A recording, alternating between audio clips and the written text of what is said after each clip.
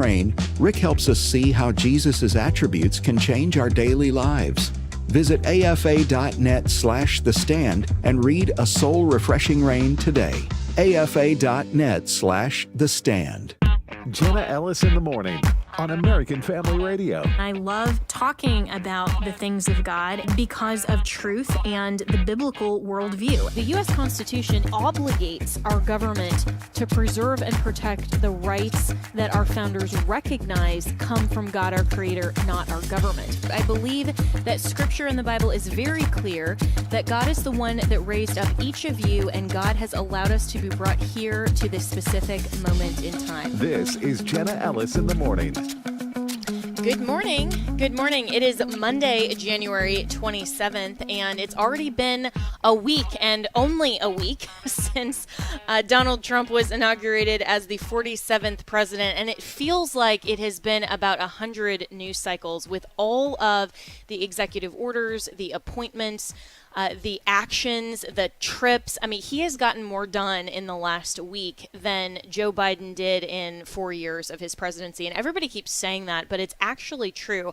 It is so refreshing to have a real president back. And I posted on my X page yesterday that America has soundly rejected the gentle parenting style of presidency. We are ready for consequences to be imposed for those who are lawless and those who don't respect America. And yesterday was such a brilliant example of this with the situation that happened in Colombia. So, of course, the Trump administration is actually starting deportations. And there's been a lot of critics saying, okay, fine, you've deported 500, you promised millions. I'm like, okay, guys, it's been a week. I mean, give him a little bit of time here, and also a lot of credit for even starting this, because 500 is way better than allowing another 200,000 in, which is what would have happened and continued to happen under the Biden administration. So at least we're winding this back and we're reversing the problem of an open and porous border. But yesterday,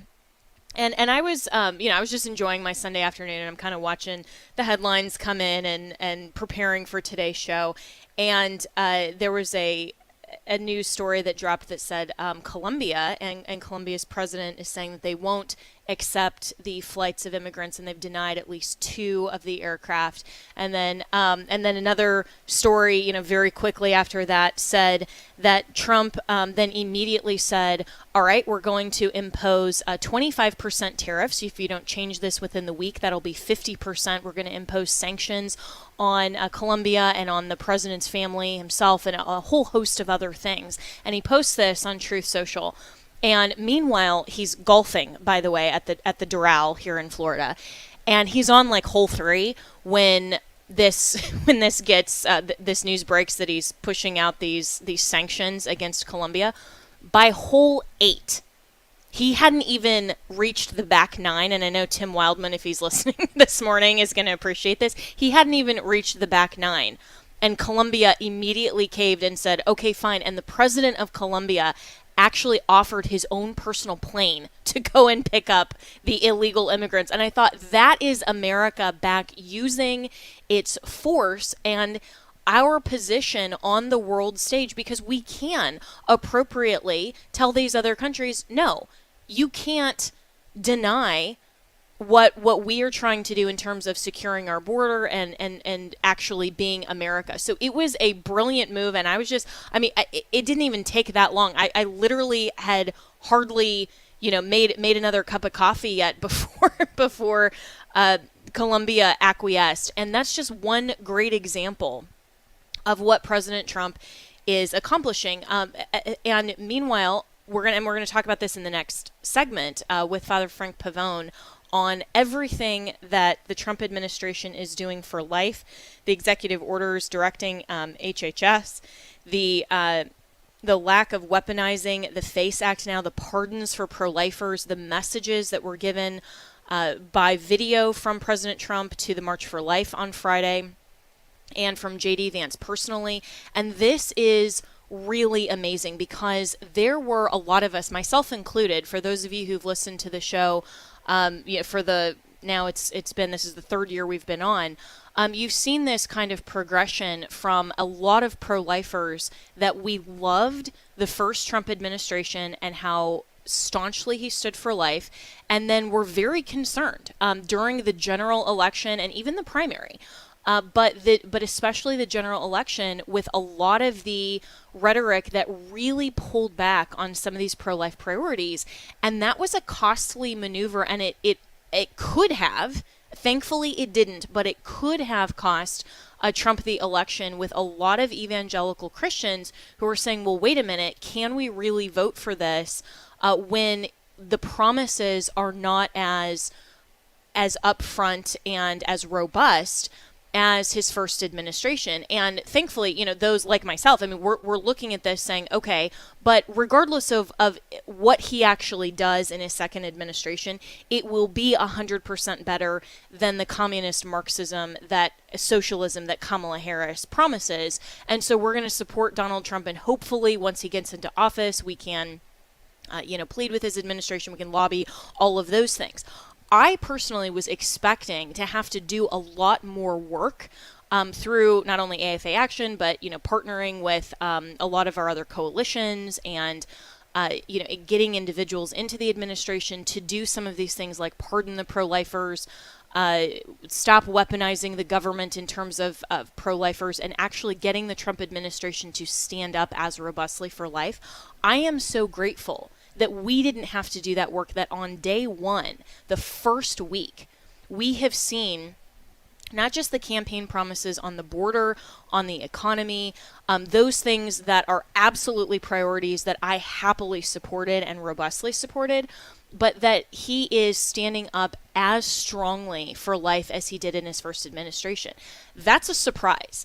And I think that this warrants kind of especially, the first week in, a step back to say, okay, this is where Christians need to be now in supporting this administration. And I want to take just myself as an example of kind of the moments in time and sort of the evolution, if you will, of the support for Trump, then my support for Governor DeSantis in the primary, and then ultimately supporting Trump in the general, and now being incredibly supportive of him. Now, you don't have to like Trump, you don't have to agree with him on everything to support his administration. If you are a Christian, we should be praying for our leaders, and we should be praying for their success, regardless of their party, regardless if we supported them in either the primary or the general. That's what we're called biblically to do. Now, if a Democrat had been elected, Kamala Harris would never have done this, by the way, but if a Democrat had been elected and suddenly they became pro-life, or they were, sending all of these flights back to Colombia and really securing our border and doing all of these things, I would be championing that, right? Because whenever any government leader in America does the right thing, and right does not depend on political right versus left, we're talking about biblically correct, we're talking about actually for the good of our nation, we're talking about conservatism, which is built from a biblical worldview premise, and understanding that our rights come from God our Creator, and it's the sole purpose of government to preserve and protect them, preserve our national sovereignty, so that we as Americans can exercise our freedoms and liberties. Whenever any politician or any government office does the right thing, the biblically correct thing, we champion in that. And that's where we need to be for Trump's administration, because I'm seeing so much still of people on social media, or even on some of the news programs I watch, that there's still kind of this back and forth of like, well, didn't you say during the primary this, or didn't you say during the general that, and you were all in for Trump in 2016, but then you became a never Trumper, and now you're that. It doesn't matter, right? Because there are different stages to history. And if you look back and you remember 5 minutes ago when we were all very concerned about whether or not Trump would stand up for life, we were right to call that out. We were right to call out the RNC for taking a step back in terms of the language that they had in their platform, that didn't actually address the sanctity of human life as well as it did previously, that it didn't have the same recognition of biblical traditional marriage. Those are issues, and we need to call attention to those issues, and then if and when they're corrected, say, great, we support that. That's how politics and policy work. And I have really never seen, and I think this is just sort of the Trump effect, I've really never seen a situation where so many different people in the country are so against each other and each other's opinions based on whether they think your fidelity and loyalty is to the person. Because this is not about loyalty to Trump himself or not. This is all about fidelity to, as Americans, the U.S. Constitution, the principles of conserving our nation's history that was founded on a biblical worldview, and ultimately our standard, which I consistently remind you and remind myself, I remind us that our standard is in the Bible. It is a fixed, objective truth that is built solidly in biblical morality. And that binds government to its obligations, but it also binds our actions and our opinions and our support if we want to be consistent to biblical worldview. As a Christian, I want to be consistent with Christ, and whether or not a politician is consistent with Christ, that's their problem. My standard is not going to waver depending on what a politician does, and I have to then support something and then not support something depending on the whim of a politician on any given day. I mean, that is what the Bible calls being tossed to and fro with every wind of doctrine, right? You can apply that to this, to a political level as well. And you can apply that and ensure that you are remaining steadfast to truth. And so I am just over all of the people who are saying, well, you know, you supported Trump, then you supported DeSantis. I don't regret supporting DeSantis at all, because he would have been doing the exact same things that Trump is doing, possibly better, who knows, right? But ultimately, it doesn't matter because Trump is doing it, so I'm happy. I am happy as a Christian. I'm happy as an American.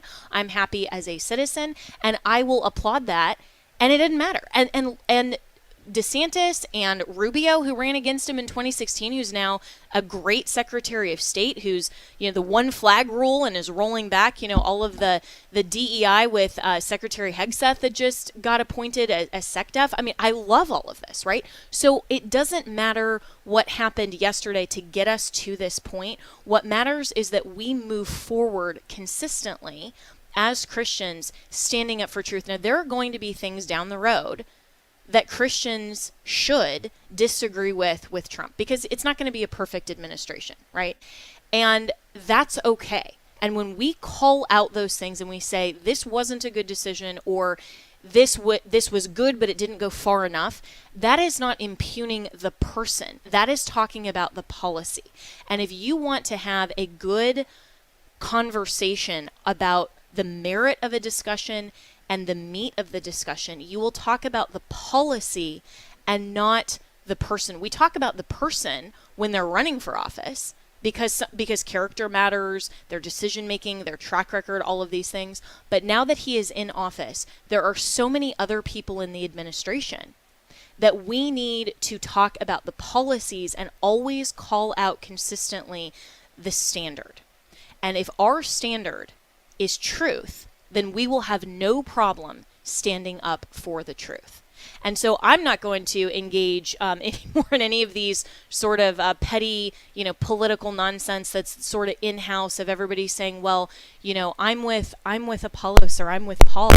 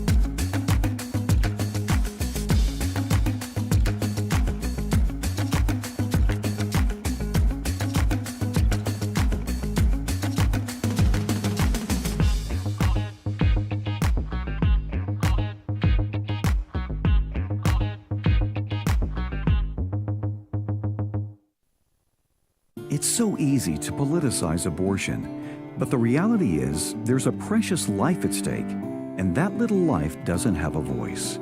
All that little life has is a heartbeat, and it can be heard as early as 5 weeks on ultrasound. That's where Preborn steps in. Preborn is a voice for the little ones. They do an ultrasound, and that's when everything changed. Because when I saw my baby, and when I heard her heartbeat, that was it. Preborn Network of Clinics offers free ultrasounds to women in crisis while showering them with God's love. This powerful combination doubles a baby's chance at life and has helped to rescue over 300,000 babies. To learn more about Preborn's life-saving work, call pound 250 and say the keyword baby. That's pound 250 baby, or visit preborn.com/AFR. All gifts are tax deductible. Hello, everyone. Tim Wildman here with American Family Association and American Family Radio. Hey, our tours for 2025, our spiritual heritage tours of Washington, D.C. and Williamsburg and Boston, they're filling up. They're halfway full now.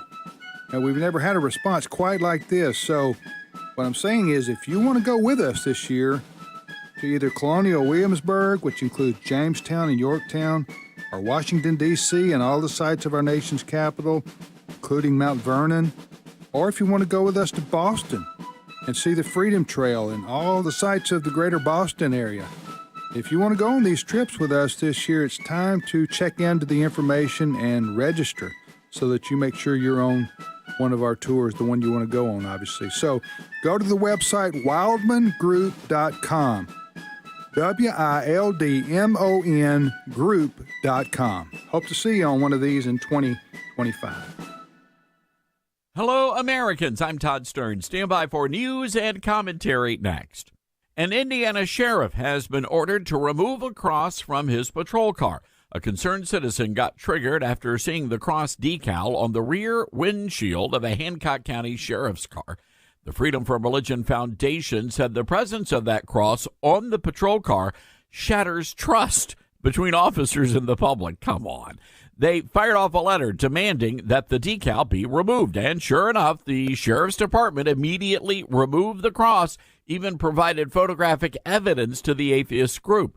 Now, the out-of-town atheists were no doubt giddy over their victory, but there's one problem. It's not illegal for a cop or a sheriff's deputy to display a Christian message or a cross on their patrol cars. You know, it's really too bad the Hancock County Sheriff's Office fell for the bluff. Don't be bullied by atheist America. Come on. I'm Todd Stearns. Days of Hope family. You know, these last few years have been the busiest ever for the ministry. In fact, in 2024, we deployed a record 23 times to love and serve those in need. And we couldn't do all that God has asked for us to do without your continued prayers and support. So today we're excited to share that we've partnered with Free Will to provide you with an opportunity to leave a legacy of hope for generations to come, all while securing a stable future for your loved ones. We hope to take advantage of this amazing partnership and the ability to create your legal will. It's 100% free to you, and most people finish in 20 minutes or less. Free Will also offers the opportunity to help you make a smart gift to support the efforts of 8 Days of Hope. That's a donation of stocks, QCDs, DAFs, or crypto. So to learn more about how to utilize this resource or to make a smart gift today, please visit 8daysofhope.com. And remember, your support leaves a kingdom impact for the brokenhearted.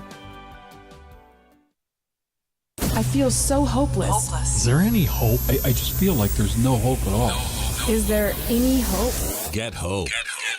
Last Friday night, I was asked to talk on the devastating effect of pride and the positive spiritual effects of humility. That's TWR President Lauren Libby. Now, humility in a true spiritual sense is realizing who I am in light of who God is, and then recognizing that I'm ultimately a servant, a body in which the Holy Spirit dwells, and I'm becoming more like Jesus as I live in His awareness and presence. Aggressive humility, aggressively taking action for the Lord, and yet living in humility, realizing that Jesus is the authority of my life, is a secret to a healthy spirit and heart. Being healthy spiritually gives rise to hope.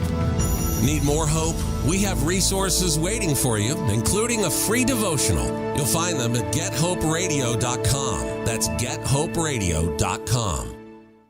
Freedom from addiction is possible, and it starts at Adult and Teen Challenge. I overdosed, and everybody left me lay for like 24 hours. Nobody knew what to do, so I was lucky to wake up. And I woke up, and then I got high, and then went out to do a shoplifting with a buddy, and I got arrested. I was expecting that I was going to get out, and I was going to go back to what I was doing. I had already had it planned. My plans changed for my release, and I came to Teen Challenge, and I haven't looked back. From the day I walked through the store, I just had a desire to just want more out of my life.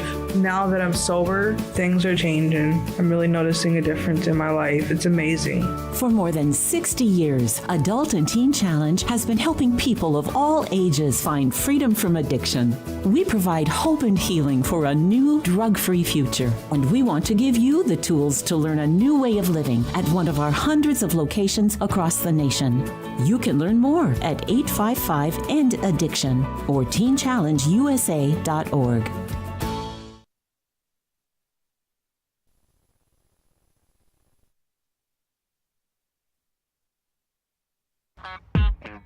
Welcome back to Jenna Ellis in the Morning on American Family Radio.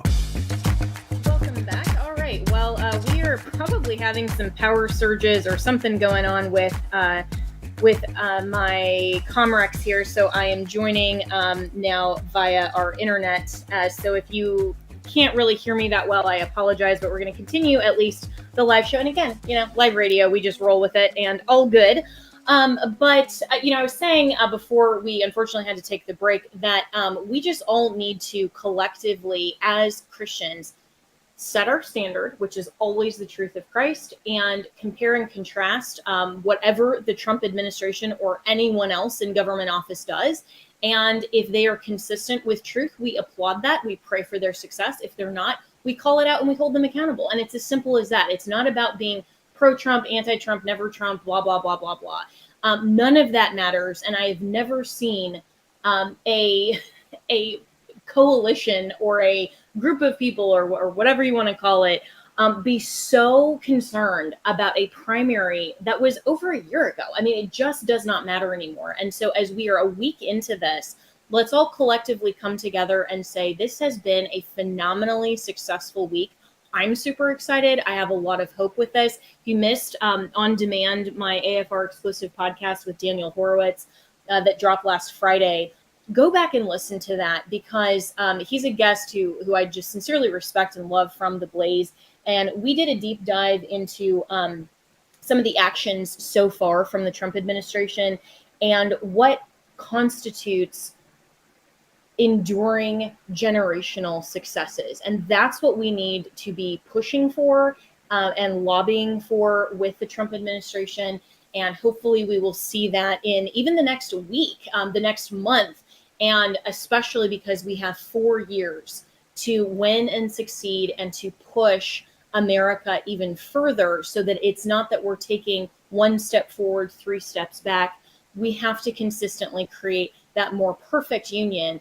And perfect in that context is the same type of thing as working out our own salvation, being constantly perfecting our own actions as individuals in light of Christ. We need to be doing the same thing as a Christian nation and saying that we are going to perfect our nation based and rooted in the Judeo-Christian worldview. So let's welcome in my good friend, Frank Pavone, who is the founder of Priests for Life. He was there at the March for Life last Friday. And Frank, I'm so excited to have you on this morning because I cannot even tell you how excited I am that Donald Trump and JD Vance and the Trump administration is as pro-life as we hoped and prayed they would be, with all of these, the pardons of the pro-lifers, the guidance to HHS, the guidance to the DOJ, and what I hope is going to be forthcoming legislation from Congress. This is a really great thing. So good morning and a happy second week of the Trump administration. Happy second week. It is awesome. As you said, I was in Washington, D.C. I came in for the inauguration. I participated in a number of inaugural events and then stayed in the city for the March for Life. And I got to tell you, I wish I could convey the spirit that was on the streets of Washington, D.C. It was like a big block party all week long. The first part of the week, because of the inauguration, the second part of the week, the streets filled with pro-life people from coast to coast. And as you know, President Trump sent a video to the March for Life that was played, and Vice President Vance was there in person. Right after those events, by the way, on the night of the March for Life, once all the events were finished, I flew to San Francisco because on the next day there is the second largest annual pro-life gathering, the Walk for Life West Coast. It took place in San Francisco, as it usually does, and it was amazing to hear the pro-life people and the leaders that were there saying to me, the ones that are residents of California were saying, I never thought that in this city we would hear so many cheers for a Republican administration. So it was really wonderful because people are aware of these actions that you briefly mentioned, and there were more. Jenna, there were more than one a day so far in terms of pro-life actions. And the pro-lifers are aware of this. It's like you and I discussed during the election season. Remember, one of the things we were saying was that as the media were trying to press Trump and Vance about, will you sign a national ban on abortion? Will you not? Will you do this? And I was saying during that time, we were both saying, wait a minute, why aren't they asking about things like the Mexico City policy and like rejoining the Geneva Consensus and like taking the monies away from the abortion industry that the president could do on day one? And we were saying he's going to do those things.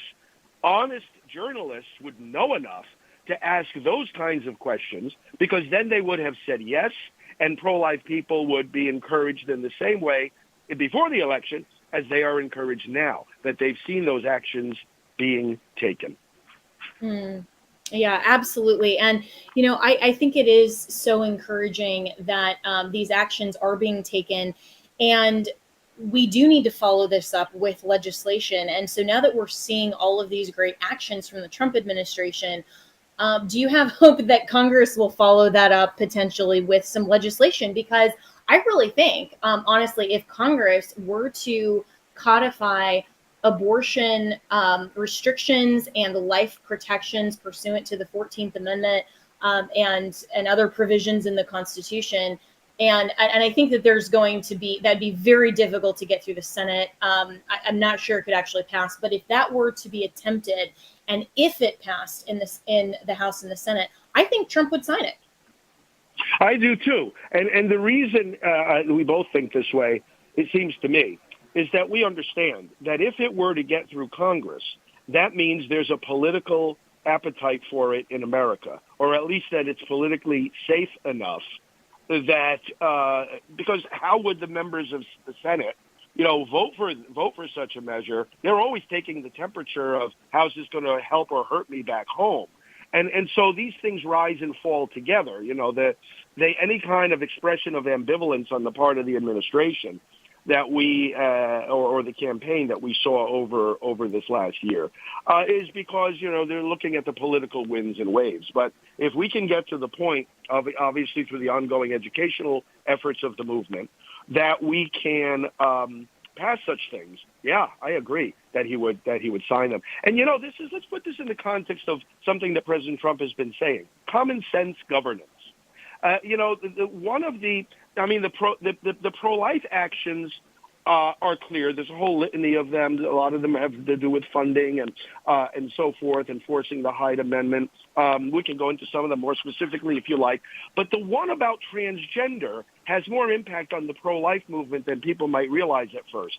Because now he said, look, the policy of the United States regarding gender is going to be a common sense policy. And the way he crafted the order, saying that we recognize only two genders, male and female, was restoring biological truth to the federal government. Now let's think about that phrase for a moment. Restoring biological truth to the federal government. Well, biological truth does not only tell us a man is a man and a woman is a woman, it also tells us a baby is a baby. So doesn't biological truth in federal government mean that we have to abandon this pretense, this mirage that somehow, whether that's a baby in the womb deserving of protection, depends on your choice? That's as absurd as saying your gender depends on your choice. We've turned a corner. Common sense governance is a bedrock foundation for great progress in the fight against abortion. That's a great point. Frank Pavone, my guest this morning, founder of Priests for Life, and he was at the March for Life this past week in Washington, D.C., that if we start with the basics, then we can build up from there. And that's why basic truth, like truth in biology, will matter to the outcome of some of these other decisions. And this is why a lot of Christians, myself included, for example, say that we believe in a literal reading of the Genesis creation account in Scripture, because if you start with the truth, then how God told us in the Bible, then that gets you to the correct interpretation of later passages. And so you have to take the whole counsel of God and you have to interpret it correctly. But this is why even in government and in policy, when you recognize some of these basic truths, it then impacts policy that you weren't even potentially anticipating. And I think that's a great reminder. So where does the pro-life movement go from here? I mean, I know we're focused on a lot of the states. We're focused on ensuring that state policy is good. We get some protections in state constitutions, some of those things in legislation. And potentially now the federal level. But where do you think now, with this corner being turned, the pro-life movement is going? Well, that's a question we're going to address in a couple of weeks, and I would ask our listeners to pray for the pro-life leaders. There are many, many national groups, and I have the privilege of convening them every few months for strategy meetings.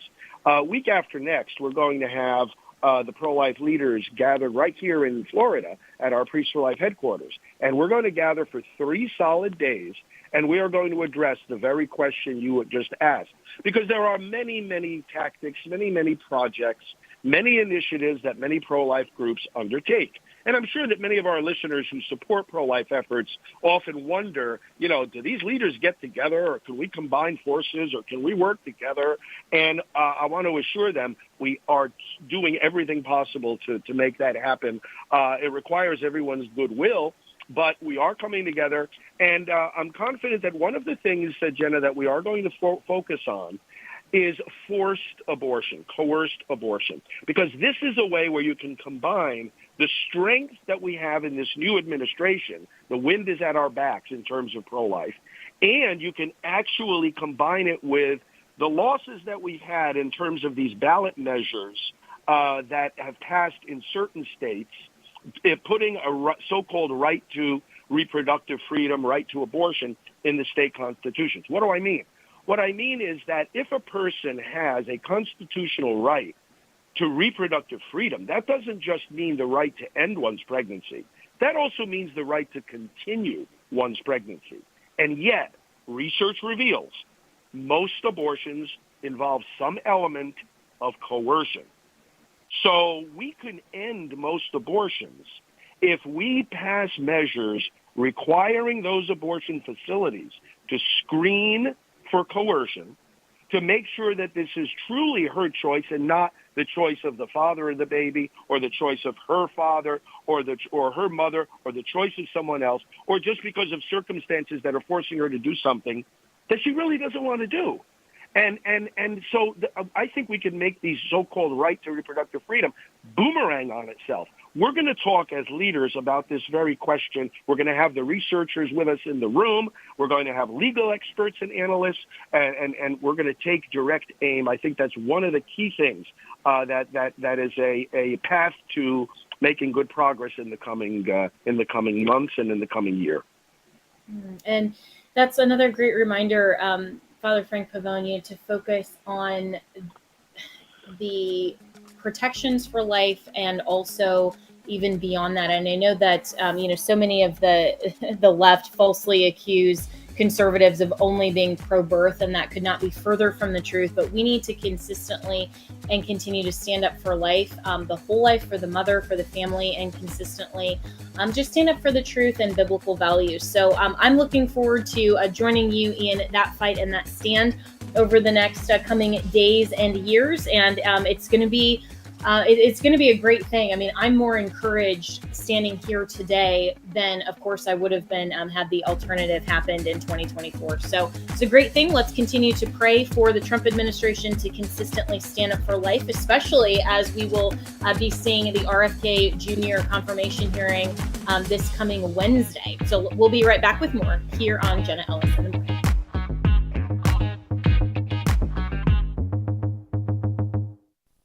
Every weekday, strengthen your family and your faith with Family Talk. I had the same brain when I was at the bottom of the class that I had at the top of the class.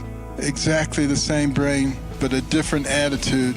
What does that tell us about our responsibility to develop the intellect of the people in our spheres of influence? Don't miss Family Talk with Dr. James Dobson every weekday at 6:30 a.m. and 9:30 p.m. Central on AFR. We see and hear about the big public issues happening in our nation's capital, but what about the things that happen behind the scenes? That information can give us the whole story and help shape our opinions. That's why you need to listen to Washington Watch Weekend with Tony Perkins. He and his guests will give you all parts of the Washington news from a conservative Christian perspective. Catch Washington Watch Weekend Saturdays at 5:05 a.m. and 6 p.m. Central and Sunday mornings at 3 Central on AFR. It is he who changes the times and the epochs. He removes kings and establishes kings. He gives wisdom to wise men and knowledge to men of understanding. My name is Abraham Hamilton III, and this is the Hamilton Minute. In spite of all of the lies, sham impeachments, collusion, delusion, lawfare waged against him, as well as multiple assassination attempts, Donald John Trump is now the 45th and 47th president of the United States of America. In his inaugural address, he said God saved him from the assassin's bullet for this very purpose. He's wasted no time beginning to deliver on what he promised to do in office.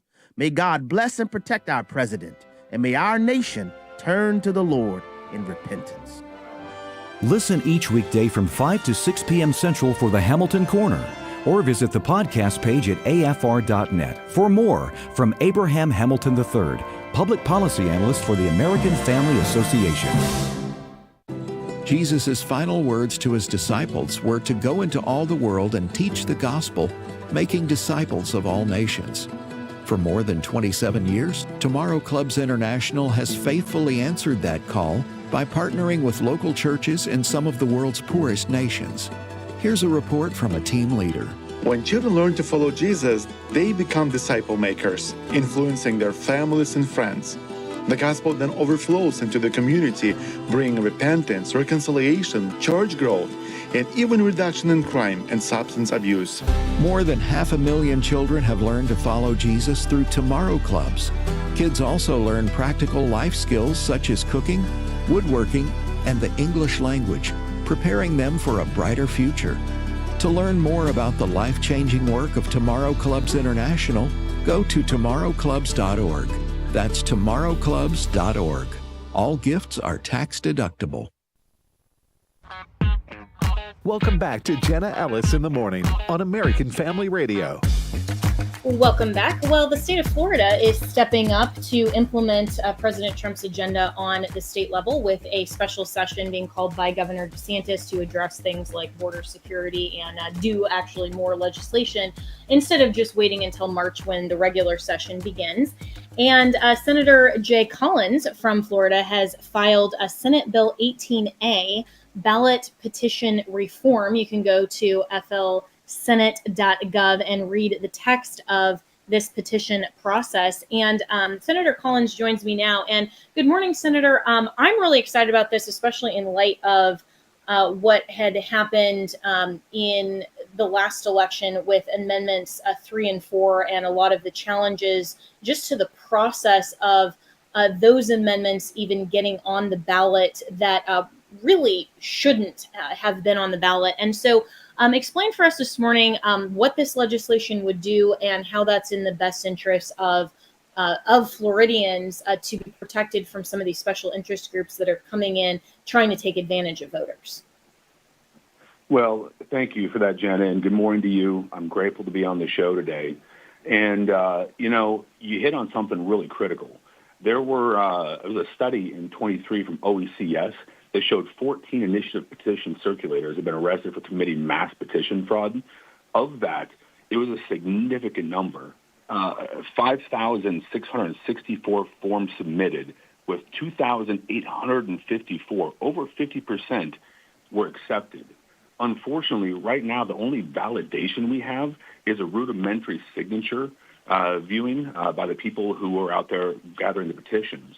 What this does is apply the same level of security to these petitions as we do for the rest of our election process. Obviously, we know we have a first. Go ahead. Oh, no, I was just going to say that seems so straightforward. I mean, that seems like this should have been part of the petition process all along. Yep, no, I completely agree. If you go look at our Constitution, the section that talks about petition forms is 131 words long. When it was written, we didn't have the systems, the internet. We didn't have the ability to communicate laterally across the state and across the country. We have to modify this. We have to update it for modern times because they're getting more aggressive. We know that. This is a very straightforward bill. We know that specifically after the OECS report came out, we did an audit of this, and it showed even more rampant issues. So we know there's a problem. People saw with their eyes, and now we have the mathematical proof as we continue to go through this. So what does this do? Under this proposal, people submitting a signed petition form will be required to prove that they are who they say they are in the same way as submitting ballots. Two ways. One, showing up at the supervisor of elections office to provide documentation, or two, requesting a petition form or return envelope from the supervisor of elections, exactly the way we do with VBM. You know, that protects the vote by mail, but what it does do is the circulators are no longer turning those in. There's a personal responsibility with that. Now, this bill does a couple other things. First, it conforms a statute governing candidate petitions to the same identity. That's to make sure that we are in line with our own Constitution and we're not violating anything and we're being equal and fair across the board. Second, it makes it illegal to offer or accept anything of value in exchange for signing or not signing a petition form. Shouldn't have to say that. Pay to play leads to rampant fraud. Third, the bill amends campaign finance laws to limit foreign influence in the petition process. Again, we don't want foreign interests being involved in our petition process. 4, it allows the Secretary of State to decertify an initiative petition if the Supreme Court seems the initiative no compliant, or if the Secretary of State determines it did not obtain the requisite number of signatures. 5 is that the bill, in addition to the disclosure of material legal effects composed by the Attorney General, this disclosure, this financial disclosure, will appear between the ballot summary and the financial impact statement and will identify each provision of Florida law that may be repealed by the amendment. 6, it cleans up the law governing financial impact statements. 7, the bill requires amendments proposed by the initiative to define all terms of art. We know there was a specific vagueness in how things were written. It was misinterpreted by many people, and because of that, we've got to tie that up. You have to have definitions to be straightforward and honest. And last, this bill expands the scope of the Supreme Court's advisory opinion proceedings. It allows them to cover compliance with the new term of art requirement, as well as the amendment's compliance with Article 1, Section 2 of the Constitution. So this is a pretty comprehensive bill. That's incredible. And are you already getting any sort of pushback from either some of your fellow GOP members or from the Democrats? I mean, they love to throw around this term disenfranchisement as if any sort of accountability or auditing or election integrity, like what this bill proposes, is somehow disenfranchising people because, I mean, you know, hey, election integrity is somehow something that, you know, if we don't have that and makes it easier for fraud to happen, then somehow that's not disenfranchising. I mean, it's ridiculous. But are you seeing any sort of pushback? Yeah, so in terms of the left, absolutely. You're hearing all the same things, the ACLU, the discussion on civil liberties. That, simply put, isn't. We have to have faith in our process. We owe our constituents an honest, fair process. If the people choose something and it's legal and appropriate, well, then the people have spoken. Unfortunately, we had people spending hundreds of millions of dollars. It was rife with fraud, and we know that. So this is legitimate. I am incredibly grateful to have the opportunity to work on this. And then in terms of our Republican colleagues, I don't think it's the discussion of what this bill does. It's a timing discussion is where people are offline. I have complete faith in our leadership, in their constitutional focus. I have complete faith that they're going to, want to do something like this. I believe, personally, that this is critical. I was a Green Beret for 23 years. Tomorrow is not guaranteed. I've been shot and blown up for our country. And I believe, therefore, we have to maximize the time. We have to lean forward and be aggressive in getting this done because petitions are already being done. The more time we waste, the more petitions will be potentially fraudulently collected. So we've got to do the right thing to protect our elections and, in this case, our petition process. Absolutely. And I'm speaking with Senator Jay Collins out of Florida, and the bill that he's referencing is Senate Bill or SB 18A. You can go and read the text for yourself at flsenate.gov. And would two of the other things that voters, myself included, as a Floridian now in 2024 were concerned about was the 60% threshold and also the lack of ability of the legislature to come back and actually define some of those terms of art, for example, or narrow the scope or some of those things after a constitutional amendment provision with some kind of implementing legislation. Does this bill address either of those two issues? So in terms of the 60%, we are not going after that. I believe that right now is a good measure if we can solve the process coming up to it. I do believe there's more discussion on that percentage in modifying that, but let's make sure we true up the process left of that first, and then we'll have functional data to drive that. And in terms of the legislature coming in and redefining terms of art after the fact, we're going ahead and I believe it was provision 7. The bill requires amendments proposed by initiatives to define all terms of art beyond debate when it comes to something as important as amending our Constitution. They got to know what they're voting on. It was completely misleading. We've put that specific nuanced piece in here. We know that in 3 and 4, they chose terms that worked out in polling data that misled people and took them down a path that an average citizen would not step into. So we're addressing one, not necessarily the other yet, though I am open to it in future iterations of language like this. Okay, so and that all makes sense, and I agree with you that the terms of art and the bill's language needs to be abundantly clear, and it was absolutely preposterous in Amendment 4, for example, and I had conversations, just with friends of mine that everybody had kind of a little bit different interpretation or understanding, or yes, it would do this, or no, it wouldn't do that. And then, of course, the governor had to come out and, talk about a lot of those things. And thankfully, he got the message out. But with so many, it was definitely over 50% that ended up voting for Amendment 4. And yet it still failed because of that 60% threshold. So do you anticipate that threshold will be addressed in this current legislative session? Or is that something that I said you've said you're waiting on it in terms of this proposed bill, but is that something being discussed to address this legislative cycle?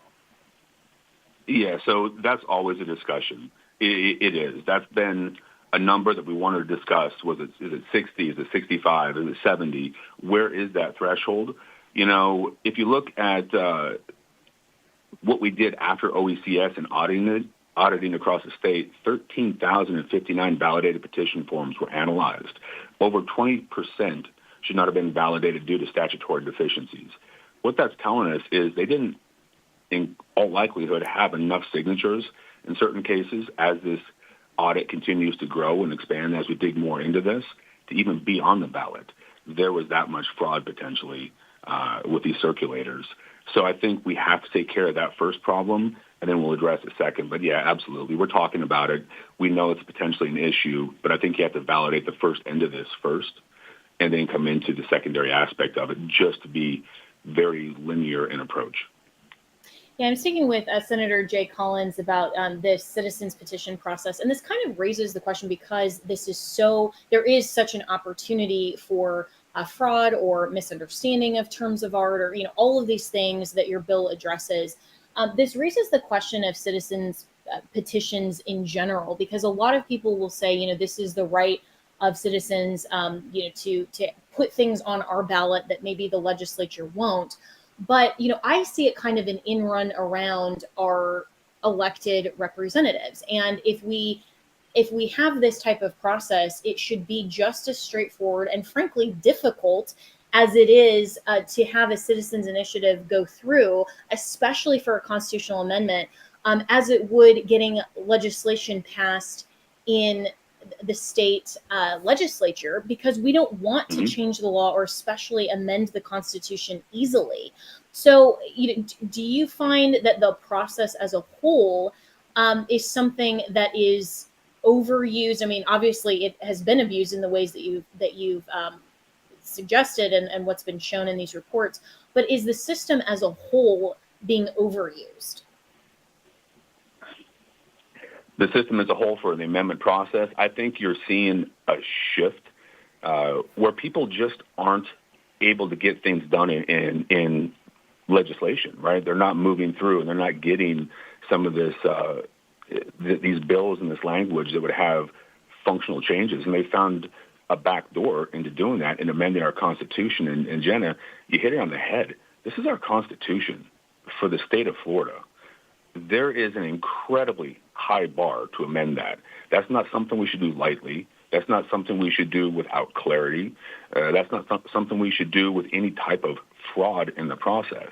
We owe it to people to make sure that is a vested, tested, and trusted approach to things. We can't have anything less than our best on this. So unfortunately, I think you're going to see more and more of this, because with 3 and 4, you saw that people could spend huge amounts of money, influence this, and with the way the petition circulators were sharing information, it was misleading. So I do unfortunately believe you'll see more, and we have to act on this now. Time is not on our side. Absolutely. And I think the left is using citizens petitions because they can easily mislead voters and because it's an in run around the supermajority Republicans. And so the left is trying to just use whatever process they can to circumvent the priorities of Republicans and conservatives. And so we need these types of protections to protect our vote and protect citizens, so that we don't have all of this type of fraud or misleading types of proposals on ballot initiatives. So I'm really grateful that you're doing this. So in just the last 2 minutes I have with you, Senator Jay Collins, how can people who are listening in the state of Florida help with getting this bill through, and how can we help you achieve that? Well, first off, you got to use your voice. Talk to your representatives, talk to your family, talk to your friends. Make sure they're well educated on these points, on what's going on and why this is so important.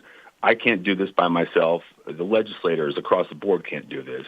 We need the citizens to understand how critically important this is to our Constitution and our way of life. Get online, get on Twitter, get on Facebook, get on Instagram. Those things right now are huge ways to share whatever's going on. Give me a follow, Jay Collins FL, on all 3 of those, and help us get this information out. But ultimately, reach out to your legislators. Let them know your thoughts. Reach out to your local elected officials. Let them know your thoughts. The more we use our voice, the stronger we're going to be across the board. Absolutely. Well, I'm very thankful for your voice on behalf of Florida, and we are definitely supporting this legislation. It's great to ensure that there's integrity in the Citizens Initiative process. So Jay Collins, thanks so much for joining, and you can follow him on X at JCollinsFL. And we are already out of time this morning for Jenna Ellis in the Morning. You can always reach me and my team, Jenna at afr.net.